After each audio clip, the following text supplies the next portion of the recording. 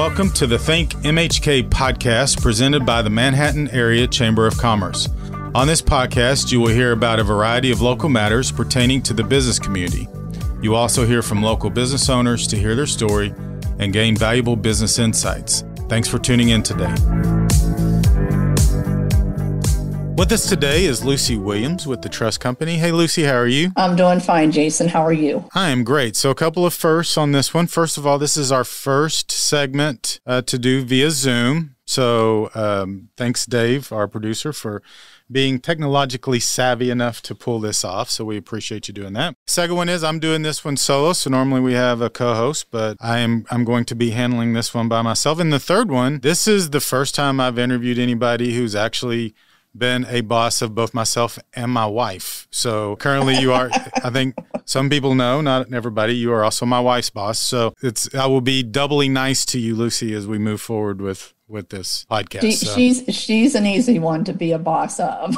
Well, she knows how to boss me. So she's a good boss as well. So I guess That's how that works. So thank you for being with us today, Lucy. I know we'll talk a little bit about kind of you're pulling double duty right now, but let's just start with talking about yourself and how you ended up in Manhattan. Well, as most people know, I'm a native Pennsylvanian. I was born and raised in Pittsburgh and went off to Penn State to get my undergraduate degree. And there I met a boy.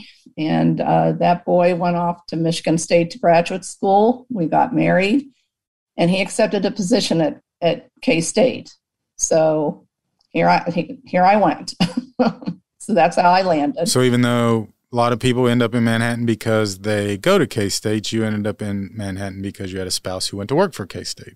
That's exactly right. Yes. So we're able to help you celebrate over the coming months your retirement from the Trust Company, which is where you've been for a while, and you've had a long, distinguished career. So talk about your professional career in Manhattan. It started in 1980 when we moved to Manhattan. I went to work for Union National Bank, which was a locally owned bank by the Stolzer family. Worked there for 24 years. It became Commerce Bank. Along that 24-year spectrum. They came to me and asked me if I would do a trial run in the trust department for 3 months. And here I am. It stuck. I enjoyed it.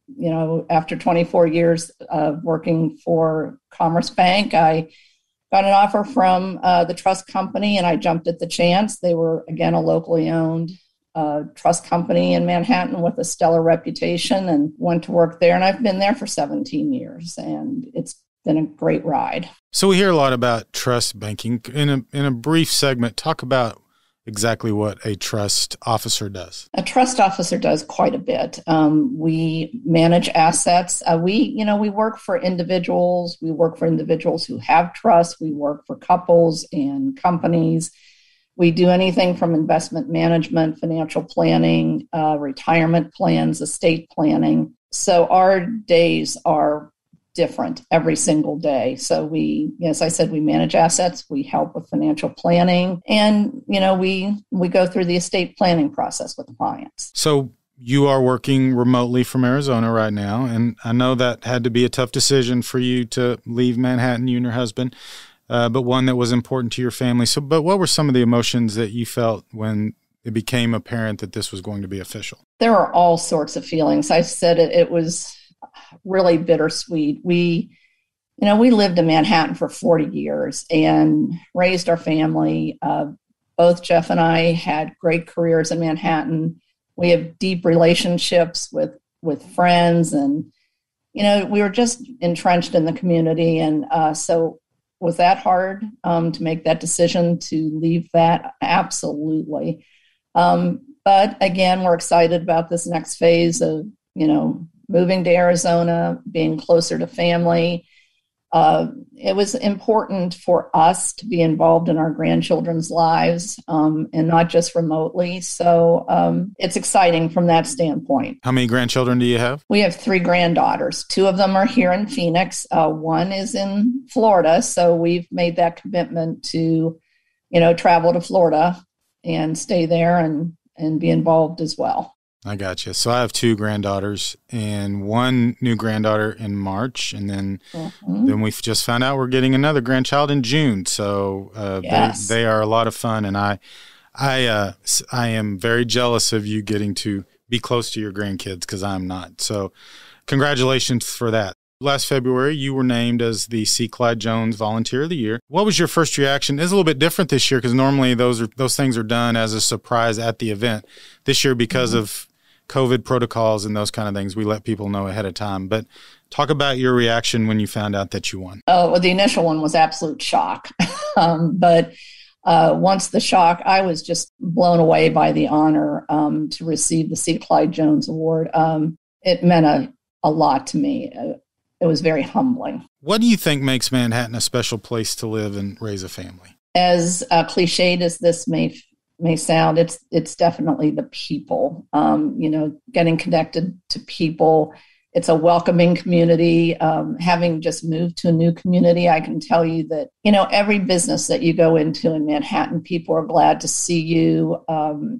It's easy to get involved in the community and feel like a part. It's small enough to get connected with your children's school and their activities, and people in Manhattan care about our community and seeing it grow. So that it's just special that way. So you've been engaged with the Chamber for a number of years, and you're one of the unique individuals. There are a few who have done this, who have served multiple roles over the years, including at one point you were chair of the Chamber.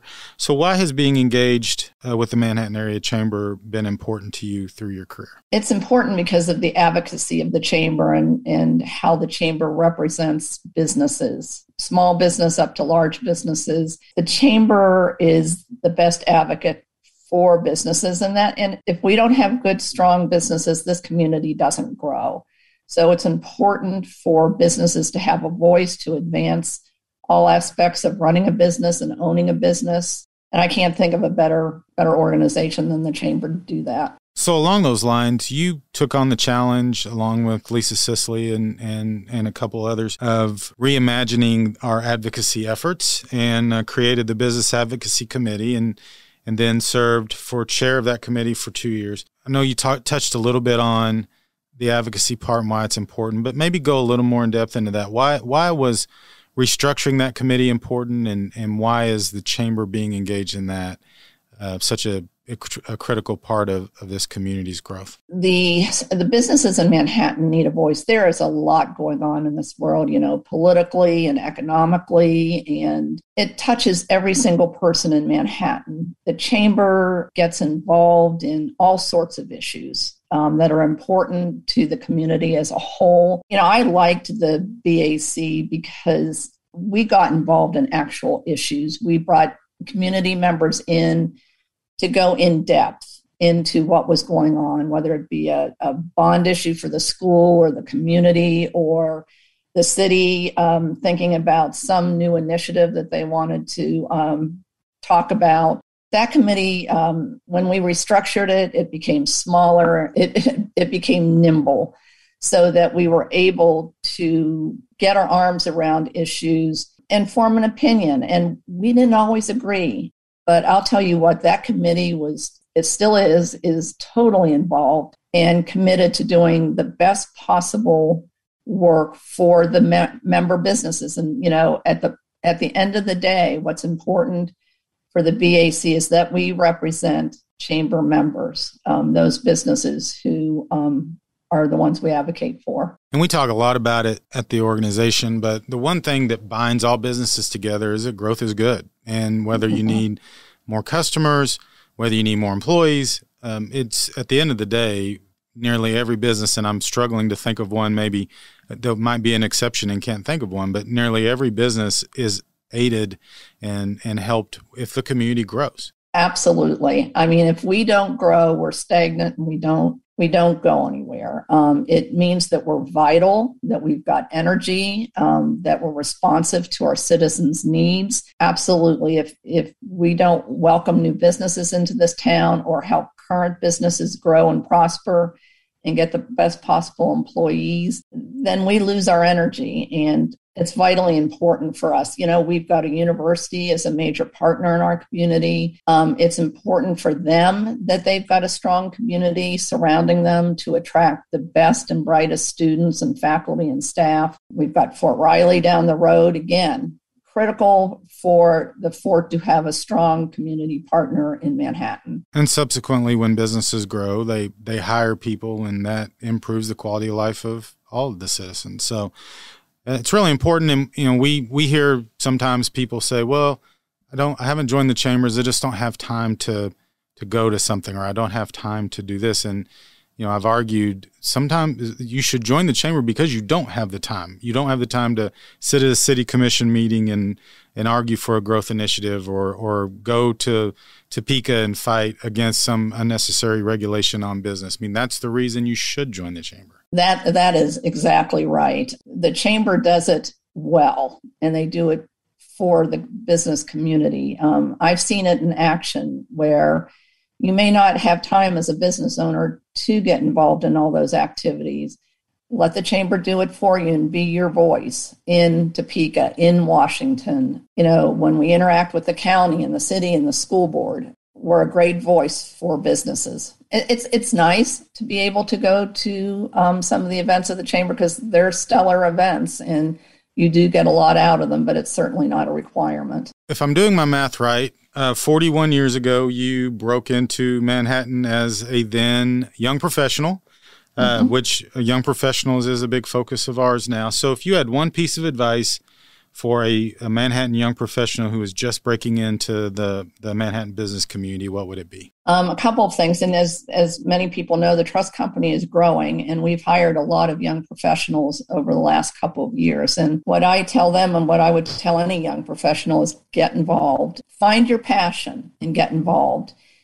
Don't just join a committee or an organization just to put something on your resume. That doesn't do much good for anybody. Find something that interests you and get involved. Find your voice and, be an active participant in moving the needle forward.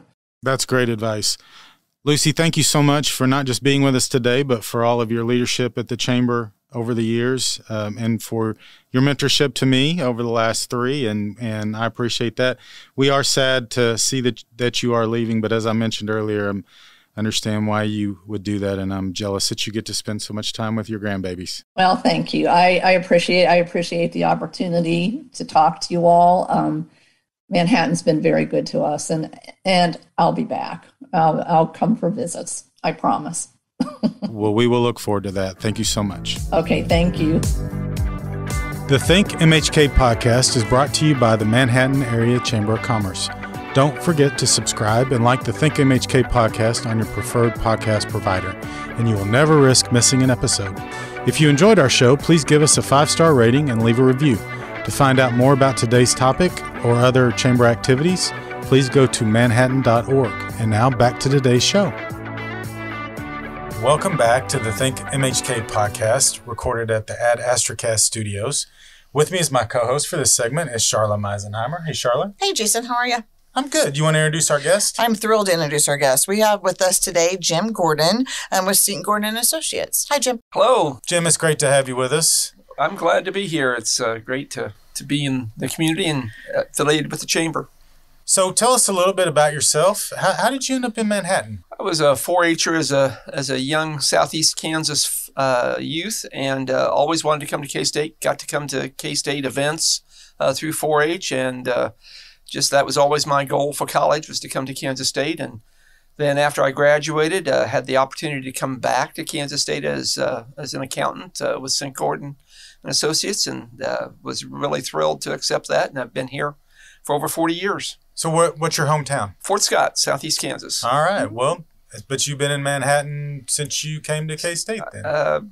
Came to K-State in 1975 and then came back to work here full-time in 1980. Okay. So most of your adult life. Yes.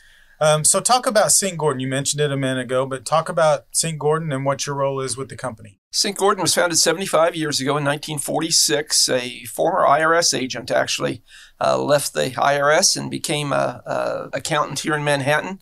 Roger Sink actually joined while he was a student. He became a member of the firm in 1955. And then after he graduated, had the opportunity to stay here. He'll soon be celebrating another anniversary of longevity with one accounting firm. With the opportunity to come back, I started out as a tax manager and then moved up to a partner in the late 1980s. And now Roger and I are the co-principals of the firm, and really appreciate everything that Manhattan has to offer. So you mentioned Roger Sink. He's another longtime chamber member and former chair of the chamber. Right. And so he is wrapping up over 65 years as a member of the firm. Roger was the first chair from our firm, and then Glenn Gilmore, one of our other partners, was the chair. And then I was the third chair from the Sink Gordon firm. And I think that was a record until Matt Crocker tied the record the next year when he was the third member from Steel and Pipe that became chair. So we just recognized Sink Gordon for 75 years of being in business. What is the secret to being in business for that long? One of the things we've always tried to do, we tell our prospective clients, we're going to do the math and we're going to do it right. We're going to do all the required forms. But we're going to do more than math. We're going to really look at tax saving opportunities, tax planning opportunities, and financial opportunities that you can really take advantage of financially to help your business. The pandemic was a prime example. Free of charge, we reached out to thousands of our customers to try to make sure they were aware of and taking advantage of some of those programs. And it wasn't just because we felt an obligation to the community to do that, because if our small business clients don't survive, we don't survive. And so just felt like that was something that we did as a service, but also to help the entire area. What was the original name of the company? Dale Van Valkenburg was the original founder. We probably have a little different relationship with the IRS because he was an IRS agent. We've always felt like they have a job to do, and we're not trying to be confrontational with them when we talk to them, but we're all working to collect the correct amount of tax. And we may argue with them from time to time on what the correct amount is, but that's how it started. And then it became Van Valkenburg, Yawning and Sink. And then after that, Mr. Van Valkenburg passed away and Roger took over. And then Glenn Gilmore came to the firm, and it was Sink and Gilmore, and then Sink, Gilmore, and Gordon, and now Sink and Gordon. And then we actually have 11 partners. So, but at some point you stop adding names to the partners and just say and associates. So it's Sink, Gordon, and Associates. Well, much like you, I argue with the IRS about how much tax I owe as well, but I never win those arguments. You have to have the details behind your argument. Jim, you are not only a locally owned business, but you assist, like you mentioned, a number of locally owned businesses. Why is Manhattan such a great place for businesses to grow and entrepreneurs? One of the things I've loved about Manhattan, I was excited to come back to Manhattan, is the youthfulness of the community. And anytime you have a youthful community, you have more entrepreneurs just logically, because those people are the people coming up and getting that entrepreneurship bug that they want to start their own business and do something. And so just because of the college town, because of the military town aspects, it just is a good area for those small businesses to start and grow. So if you had one piece of advice, just one, for someone who's wanting to start a business, what would it be? The customer's always right. That doesn't mean that every person should be your customer, but if they're going to be your customer, then they are always right. That is a terrific piece of advice. In your opinion, you've talked about it quite a bit already, but what makes Manhattan such a special place for you and your family? It's a combination of things. It's the community, the university, the access to really beautiful part of Kansas. We live out in the country northeast of town, have 160 acres, and just love that aspect of a community where it's easy to get out a few miles and have a small farm and enjoy that aspect of it. I sometimes call it tractor therapy. So anything you can do there. But just that whole combination, because of K-State, we have access to amazing sports and entertainment options that you don't have in almost any other city in the state outside of the Kansas City or Wichita areas. And so it just is just something that it's a unique community, but it's one of the things I'm proud of is that Manhattan has been ranked as one of the best small cities in the country. And I think it's because of those same qualities that we get that type of ranking. So we talked a minute ago about your stint as chair of the chamber, which was 2017. Why has being engaged in the chamber been important to you? And quite frankly, why is it important to St. Gordon? Part of it is giving back to the community. I've always believed in a citizenship component to our lives, that as an individual, you have to give back. If you're going to be a member of society, you just can't take. You have to be on the other side of the fence. But part of it is, if it's good for the community, it's also good for business. Being active in the chamber allows the community to grow. Some of the things that we've done to help that over the years has had a direct impact on our business and our business growth. So it works both ways from that standpoint. So how has the chamber changed since you've been involved in the organization? Because Roger and Glenn were chairs early on, I wasn't as involved up until about probably 10 or 15 years ago, when I really started becoming more involved. In that amount of time, I think the chamber has developed some really innovative programs. The Young Professionals Group is the one that probably affects our firm the most. Getting our young people involved in the community and working in the community is really important to us, not only because it serves the community, but it also spreads the word about the people that we have and the abilities of those people. One of the things that people don't realize is that when you commit to being the chairman of the chamber, you're actually committing to a 5-year commitment to the leadership team on the executive committee. So you spent 5 years on the executive committee. What was one or two of your favorite accomplishments of the chamber during that period? During that period, we started the intercity visits, which I think has been a tremendous help in seeing how other cities our size and other university towns handle chamber and economic development activities, how the city works together with the chamber in some cases. And we brought those ideas back to Manhattan and have some concrete examples of things we've brought back that have helped Manhattan in different ways. But also the Greater Manhattan Economic Development Partnership with Pottawatomie County is probably the major accomplishment. We've been working regionally in the area, trying to get together our other county partners, along with Raleigh County and the city of Manhattan, to work together cooperatively. And that came together and I think is going to continue to reap benefits for the community. And I'm really proud of that as something that we did while I was on the executive board. And GMEP has been instrumental in our current efforts to attract more potential investors in the community. And so thank you for doing that. That's been a tremendous success, and because those regional partnerships aren't easy. It's not easy. And one of the things we learned, you can't force somebody to do that. It has to be something that works together. It has to be a win-win. And the other side has to want to do it. And so we've got great partnerships with Riley County, City of Manhattan, the Manhattan Chamber, the Wamego Chamber, the Pottawatomie County Economic Development Corporation, Pottawatomie County. It's really working well, and I couldn't be prouder of that organization. That's the easy part. Now the hard part. So every time we do a business spotlight, we have a rapid fire questions segment where we ask personal questions about you and some of your favorite things. I can hardly wait. Well, first of all, before I start that, I do want to say that Jim was my first board chair.